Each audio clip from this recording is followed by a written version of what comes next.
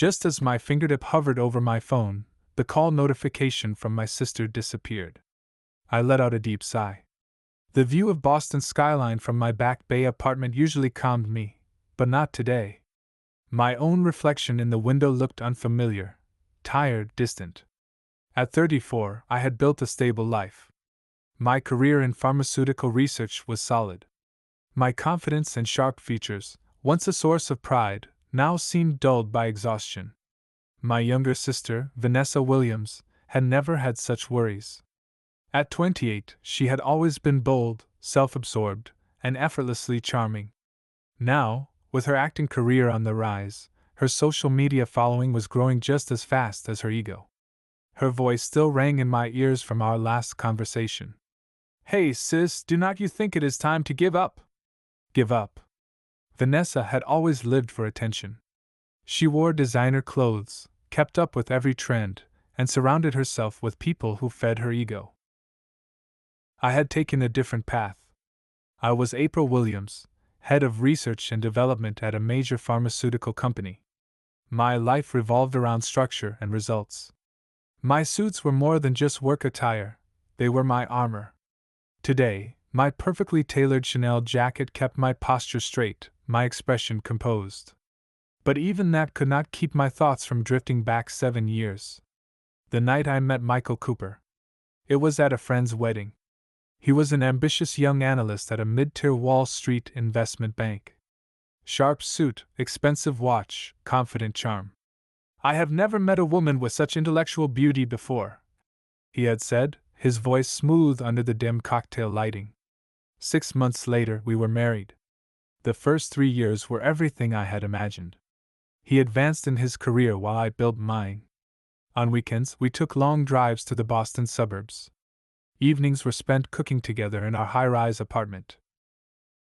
We had become the kind of couple others envied. Then, we started trying for a baby. At first, it felt like an exciting new chapter. I scheduled fertility treatments between meetings, endured hormone injections, and clung to hope with each IVF attempt.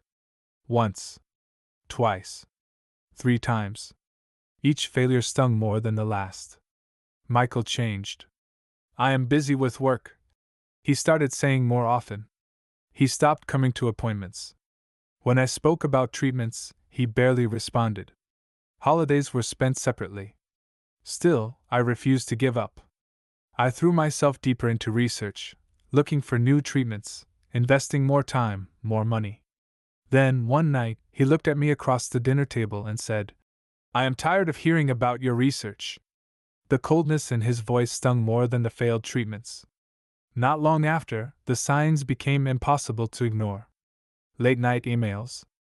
Calls he would take in another room. Excuses for coming home late. 2 springs ago, it ended. Michael asked me to meet him at a cafe in the business district. "I do not think we can make this work anymore," he said casually, his polished watch catching the afternoon sun. I swallowed my anger and grief and nodded. The divorce proceedings were efficient. Property division, settlement, everything was handled without emotion. When it was time to sign the final papers, Michael hesitated for just a moment. Or maybe I imagined it.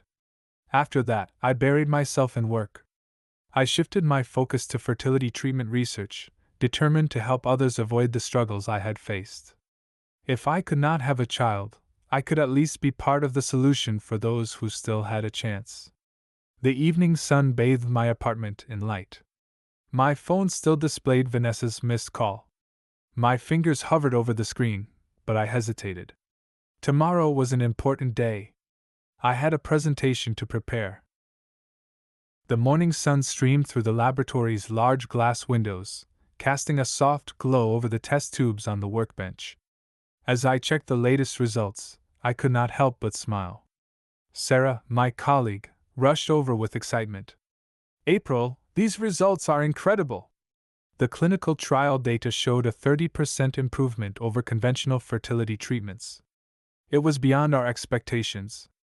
"Thank you, Sarah," I said, keeping my voice measured.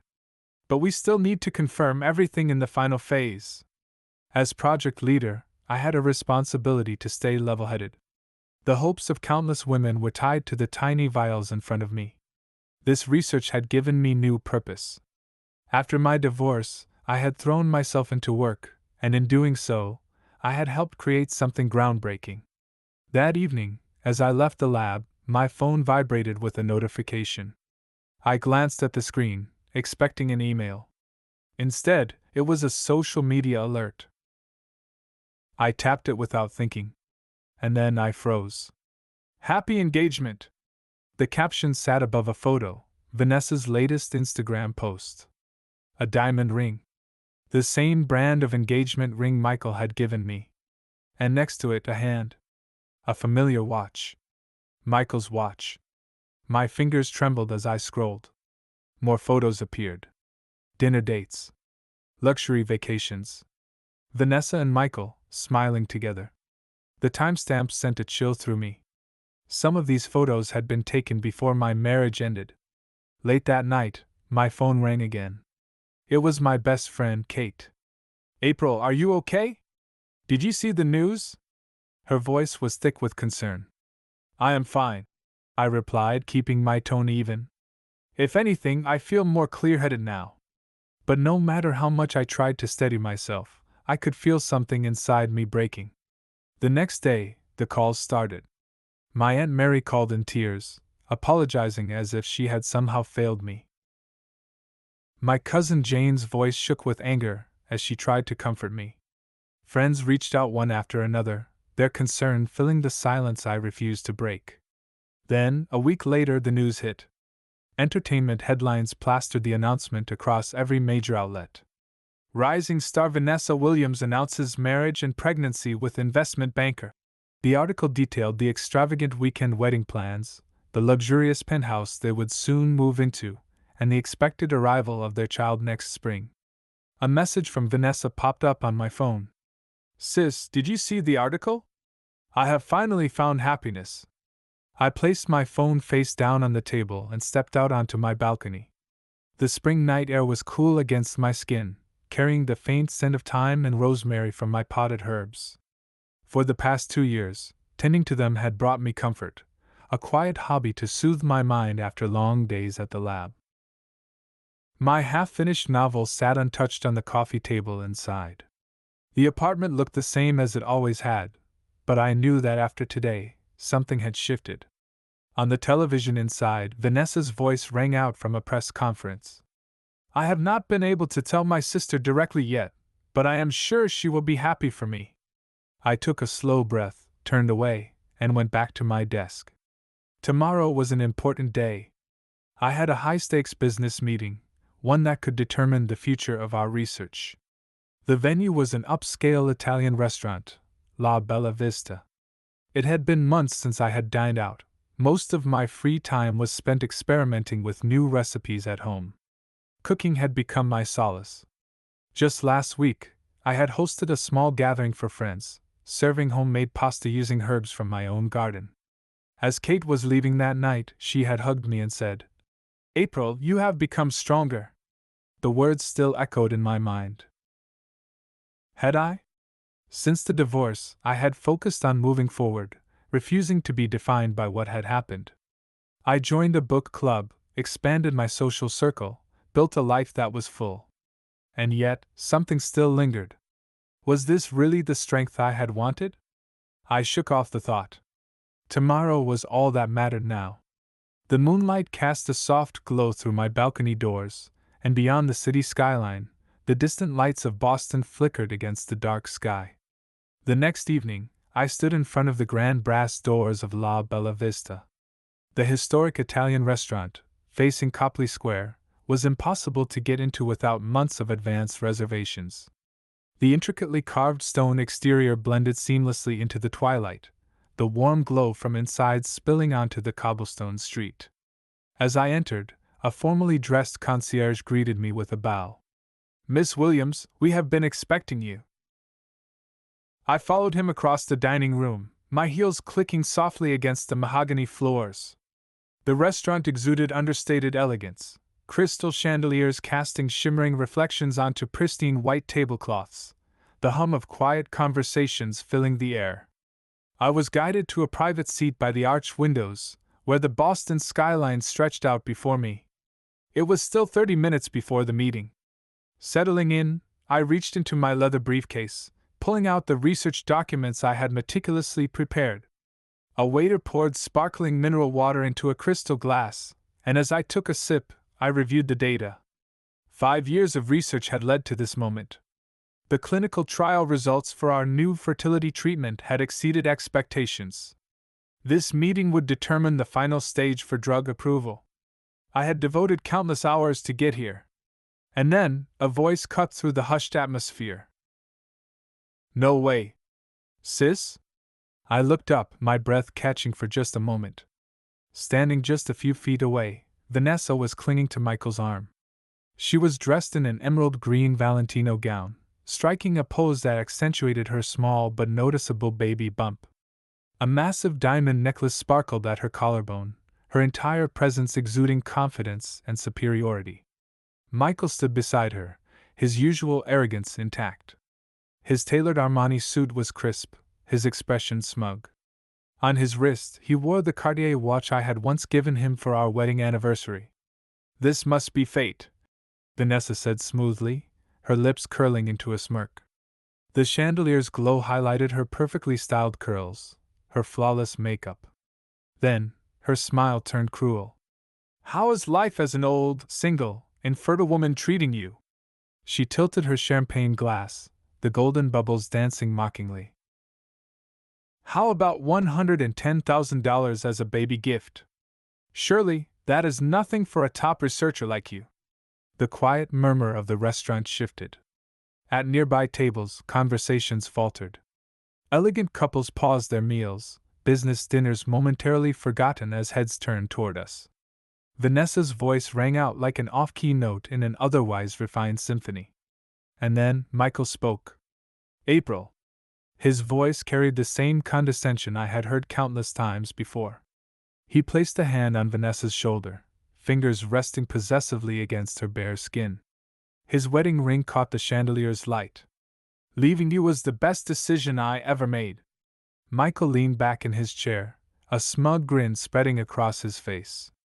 "Vanessa has a talent you could never match," he said, his voice dripping with arrogance. "And now, we are about to start our own family." A strange calmness settled over me. Outside, the Boston skyline shimmered under the city lights, as if the whole world had turned its focus onto this moment. I adjusted my silk scarf over my shoulders and reached for my phone, my fingers steady as I typed out a message.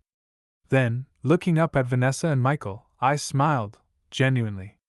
"Let me introduce you to my family." Vanessa's confidence cracked. "What do you mean by that?"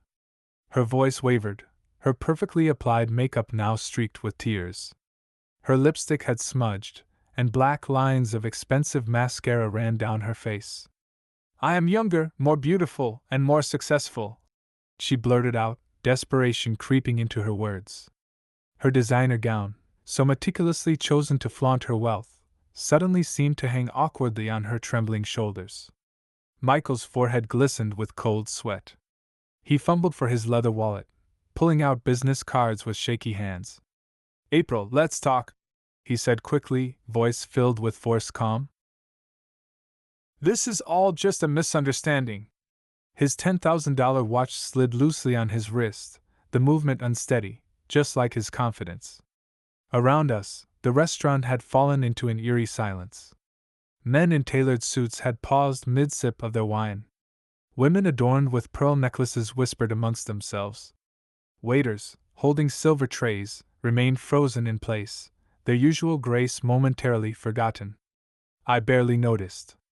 Across the table, my adoptive parents sat with composed but unreadable expressions. Catherine, my mother figure and a former FDA official, fixed Vanessa with an icy gaze. Senators in attendance exchanged looks of quiet judgment, their faces betraying nothing but mild disgust. Slowly I stood. Straightening my posture, I turned to face Vanessa directly. "You are still my sister," I said evenly. "But there is no reason for us to ever speak again." Her body stiffened. Then I shifted my gaze to Michael. Michael! I said his name, devoid of any emotion, no anger, no love, just detachment. You were right. His eyes flickered with brief hope before I continued. Leaving you was the best thing that ever happened to me. Michael's face dropped. His shoulders sagged. He looked down, unable to meet my gaze. My custom-tailored Chanel suit fit me like armor, my heartbeat steady, my breathing calm. The scarf at my neck fluttered slightly as a soft spring breeze drifted through the open balcony doors. There is no place for either of you in my life anymore. Silence hung in the air. Then William, my adoptive father, placed a warm hand on my shoulder. Catherine stood beside me, her expression filled with quiet pride. The senators and industry leaders nodded in approval, their eyes now focused on me, not as a woman scorned, but as a woman who had triumphed. As we walked out, the heavy restaurant doors closed behind us with a quiet finality. Outside, the crisp Boston air greeted us. The city lights reflected off the Charles River, shimmering like tiny stars scattered across the water. This was my new beginning. Blood may bind people, but true family is built on trust, understanding, and unwavering support. And I had finally found mine. 3 months later, Kendall Square early summer sunlight streamed through the expansive glass windows of Hudson Pharmaceuticals' newest research facility. In the conference room, I sat across from a group of young researchers, reviewing clinical trial data. President April, take a look at this. Jessica, a bright-eyed researcher, said excitedly, her enthusiasm unmistakable. On the large screen, the latest trial results were displayed. The numbers were better than expected. This is incredible, I said, scanning the data. But let's double-check these parameters before we move forward. The room filled with nods of agreement, their energy infectious. Their passion reminded me of my younger self, eager and determined to make a difference. A framed newspaper article from the Boston Globe hung on the wall. Hudson Pharmaceuticals' groundbreaking fertility treatment gains recognition as a strong candidate for the Nobel Prize in Physiology or Medicine. Just below it, tucked in the corner of the same page, was a much smaller headline. Actress Vanessa Williams' latest film fails at box office, barely recoups half of production costs. Major investment bank demotes Michael Cooper. I barely reacted. It did not matter anymore. At that moment, my phone buzzed with a new message from Catherine. Everything is set for tomorrow's family dinner. Our weekly dinners had become my favorite part of the week. Last time, William had surprised us all with an incredible beef Wellington. My adoptive father's hidden talent for cooking had become an inside joke among the family. I'll make dessert, I replied, already picturing the fresh mint on my balcony. My homemade mint ice cream had quickly become a household favorite. As the sun began to set, the Boston skyline turned a warm shade of orange, reflecting off the laboratory windows. I glanced at the framed photo on my desk. It was taken last month at Martha's Vineyard, William, Catherine, and me, standing together by the ocean. The waves in the background made it look like a painting, frozen in time. April, the board meeting materials are ready. Linda, my secretary, knocked lightly on the door, holding the documents I needed for next week. Inside were pages filled with research, work that had the potential to change lives. Outside, the Charles River glowed beneath the fading sunlight. I stood, picking up my tablet, ready to move forward. True happiness is not defined by the family you are born into. It is created by the people who stand by you, who believe in you, and who never leave your side. With that thought, I turned toward the conference room. Well then, I said with a quiet smile, let's get to work.